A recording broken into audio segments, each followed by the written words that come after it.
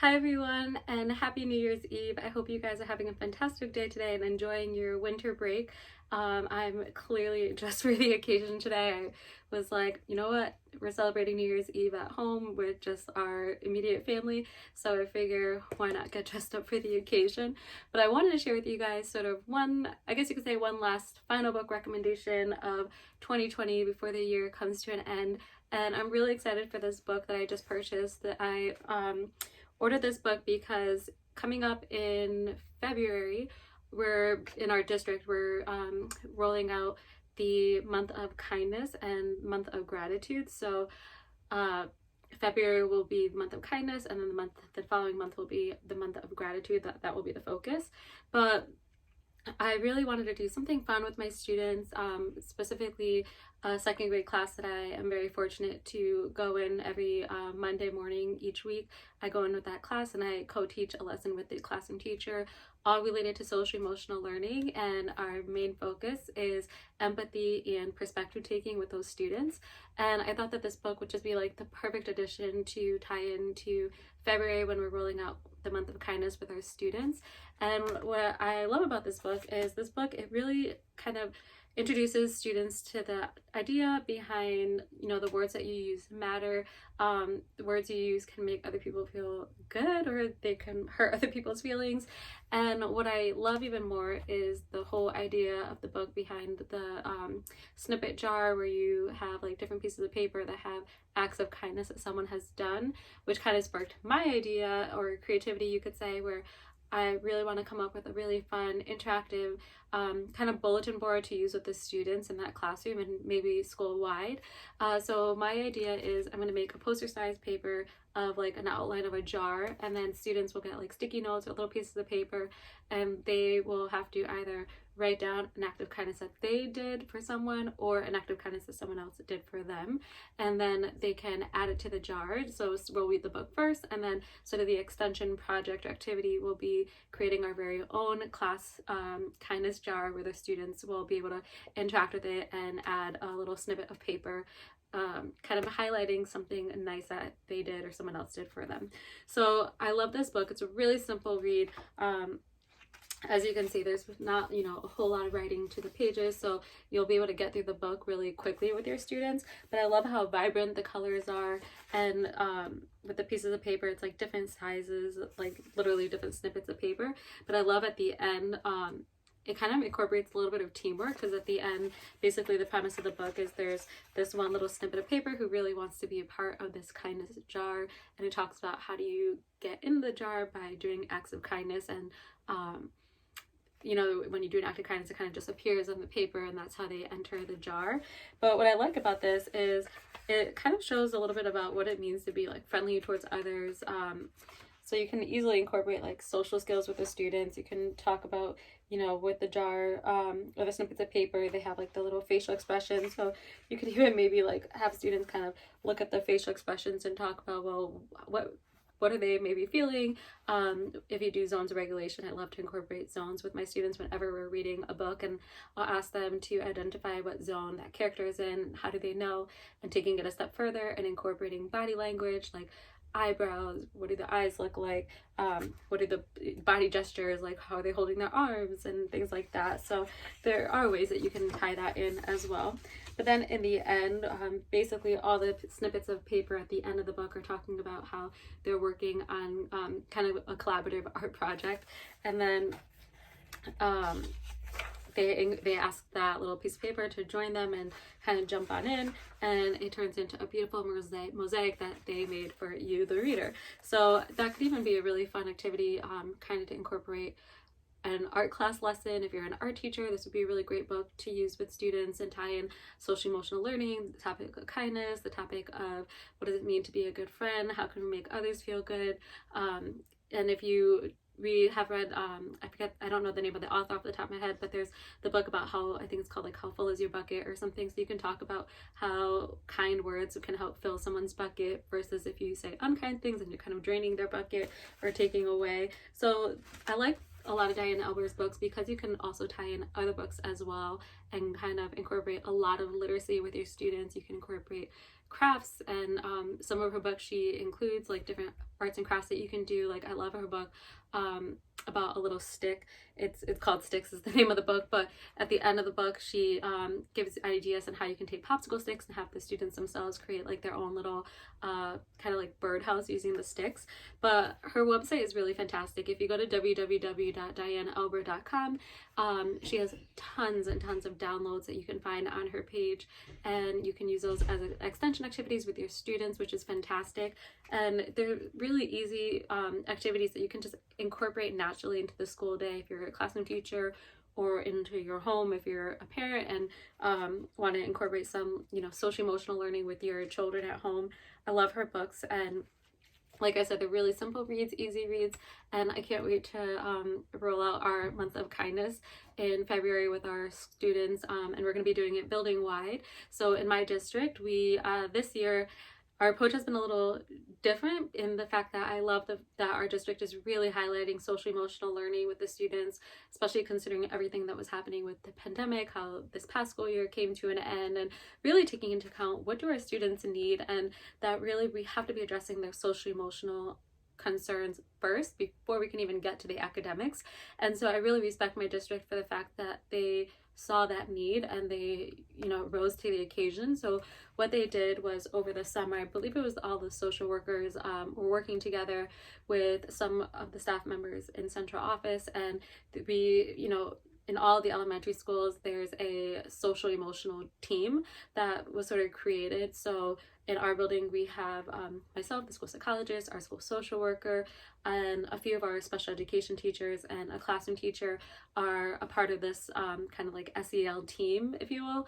And so each of the elementary schools, what we had to do was we had to work together and collaborate with, you know, other teachers and other colleagues in the building to develop lessons to go with like a specific theme for the month. So in our building, we were assigned the month of February and March, and the theme of the months are kindness for February, and then March the theme is gratitude. So we as a team, the teachers had to work together, and different teachers kind of were assigned a certain day of that week. So for example, week one teacher came up with the introduction lesson, then day two, and so on. So different teachers in our building, from kindergarten through fifth grade, they developed lessons following, you know, a very specific lesson plan outline that was given to them, kind of like a template. And then what we did as a team was we kind of looked at everything, we put it all together, and then we are sending it downtown, and then downtown is kind of putting it all together in a document that then gets shared out with all the elementary schools. And then that way all of the elementary schools were all doing the same thing. We're all basically teaching the same lesson, the same skills. So in our building across the district with the elementary students, all of the teachers, part of their lesson planning is a SEL block that they have to, you know, complete these lessons with their students. And the nice thing about that is it's a collaborative effort. It's the same across the board. So if a student from our school was to move into another school in our district, then they would be right on track and they would have already had exposure to all the previous lessons that those students had. So I think that that's a really fantastic system, and it makes me really excited because, as you can tell, I love social emotional learning, and I was really happy when I heard that our district was, you know, rolling this program or this plan out for this school year. So I think that this book is going to be a fantastic book as kind of an extension activity to our kindness month. And one of the books that we're starting off with for the month is the Diane Alber book, part of her Create a Better You series, which this book is also included in that series. But one of our other books that we're using of hers is her A Little Spot of Kindness book, which is perfect for kickstarting the month of kindness. And we used that book as well last year with our students in our building, also for the month of February when we were focusing on kindness that month. And we tied it into the Look for the Good project that we were rolling out building wide. So I love the fact that all of our teachers and all of the staff members are on board. Everybody, like when I say they live and breathe SEL, I truly mean it. Our building, our district is fantastic in really addressing the social and emotional aspect and why it's so important. And I really commend all of the teachers in my building because I am very fortunate to, be able to have opportunities where I can go into classrooms and observe or co-teach or do lessons or come up with ideas or share ideas with the teachers. Sometimes they'll come to me and ask me if I have ideas on, how they can teach a topic to their students or something related to social emotional learning, and they spark my creativity, and I love being able to collaborate with them and share ideas and resources. So I wanted to share with you guys one last resource before the year comes to an end for 2020.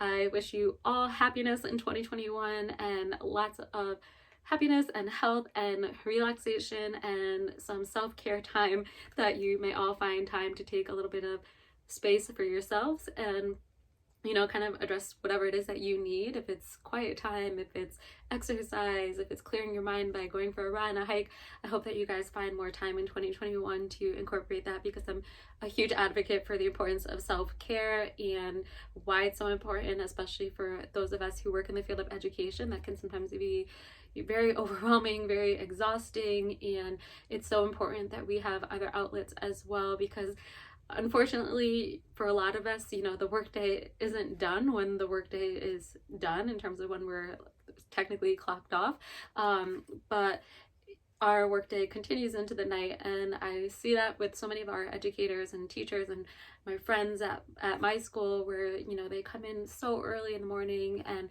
they're so dedicated to their profession and to their students and making sure that they're planning and organizing everything, and then the school day comes, it goes, and they're still there sometimes by 7 o'clock at night, and then they go home and continue to work until, like, my gosh, 2 in the morning. So I commend all of you teachers, because I see you, I hear you, and I realize how hard you guys are working.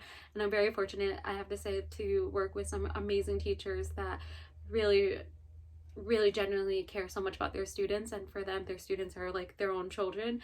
And I'm really excited for when our month comes up for our district, for everyone to see all of the hard work that our teachers put in to developing these SEL lessons for kindness and for gratitude. And for me, as I get ready to wrap up 2020, I think we all are probably pretty excited to say goodbye to 2020 with all of the craziness that came with it in terms of COVID and, all the unfortunate events that took place this year.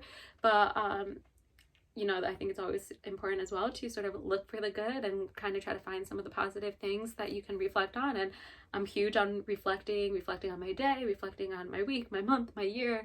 And I generally am so grateful for my friends at work and my colleagues that I am very fortunate to work with every single day.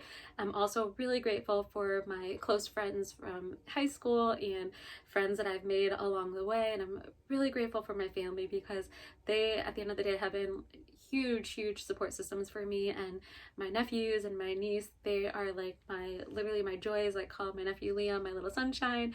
My nephew Wiley is literally, I love him to the moon and back, I always say. And then my little niece Ava Grace, who she's like my shining little star, and I just have so much love for them, and they really do spark a lot of my creativity as well. And I love interacting with them and coming up with ideas that I can then carry over with my own students when it comes to counseling. So I hope you guys enjoy this little book review and kind of my idea on coming up with a really fun interactive bulletin board that you can easily incorporate into your building. One of my kind of plans is maybe to create a space in the main hallway where other students can also interact with the kind of kindness jar that I'm planning to make. And that's why I'm hoping to also, not just with that second grade classroom, but roll it out building wide, where other students can also come down and highlight some of the positive things that are happening in their classrooms or with their friends or their families, or things that they're doing, and giving them an opportunity to reflect on their day and their week, and how have they shown kindness, and if they haven't, well, what can they do different next time, and how can they practice kindness, moving forward. And one of my hopes too is maybe to see if our administrators will take a few and read them or announce them in the morning announcements, just to show the school and help kind of make that connection. And for me, I'm huge on community connections and building kind of that school climate, and I think our school really does a really good job of doing that. So Happy New Year, everyone, and I wish you lots of happiness in 2020. I'll see you in the next one. Bye, guys.